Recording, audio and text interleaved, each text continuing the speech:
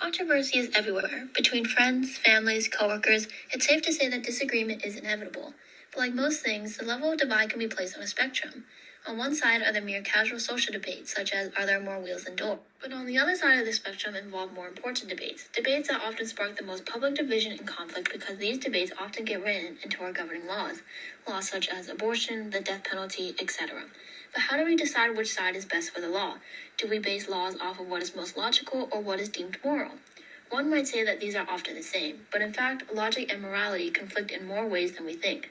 Many may think moral-based laws are better because it's ethical. However, that is not always the case. Instead, laws should be imposed using logic because it leads to less public conflict and also provides more freedom for the people. Moral-based laws often spark great national conflict, with one of the largest ones being the debate over abortion. And abortion is a great example of a moral versus logic-based law. For pro-life advocates, many consider abortion as murder, which is morally wrong and therefore should be illegal. But considering the legality of abortion based on the moral dilemma of the life of a fetus will never result in a unified decision because everyone's moral standpoint is different, and thus often results in great public disputes.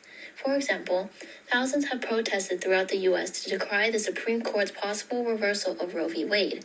According to Justin Madden in his Guardian article, in just one day there were more than 380 pro-choice protests in major cities such as Washington, D.C., NYC, LA, and Chicago, thus showing that moral-based laws can lead to a great conflict as a result of opposing moral views. Therefore, laws like abortion should be approached with logic instead, and it can be easily agreed upon that many abortions would result in better lives for parents and prevent a bad life for a child. According to the data published by researchers at UC San Francisco, the most common reason women get abortion is because they're not financially prepared. And without financial stability, having a child will both hinder the lives of the parent and child by reducing their standard of living.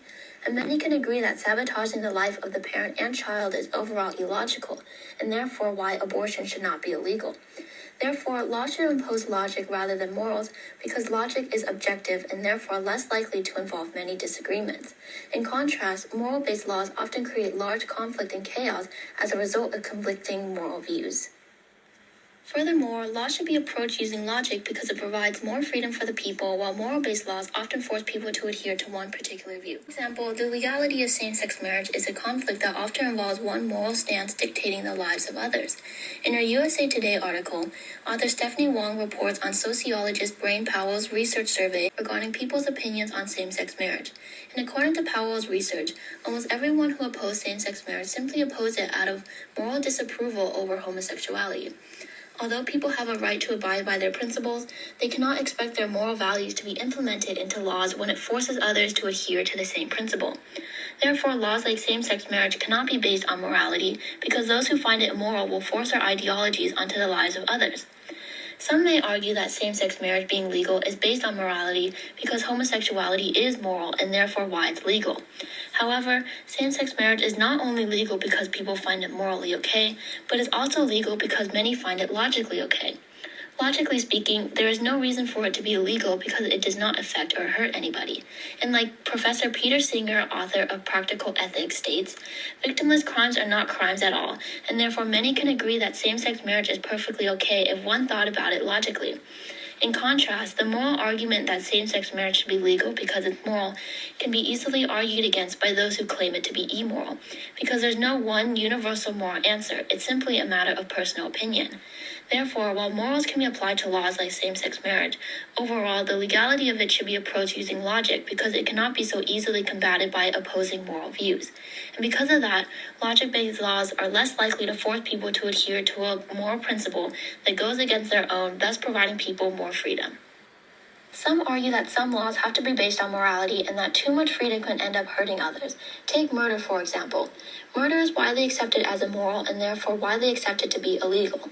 However, a few people may believe murder is morally okay, and therefore some may argue that if they were given the freedom to follow their principles, it would lead to the death of others.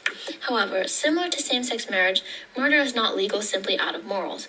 If that were the case, then murders in self-defense would also be illegal because it still involves the murder of another person. However, that is evidently not the case.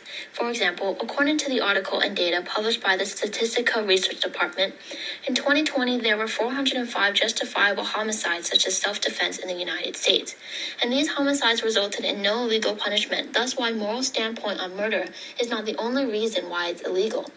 Rather, murder is illegal because in most cases it is logically not okay to bring harm onto others.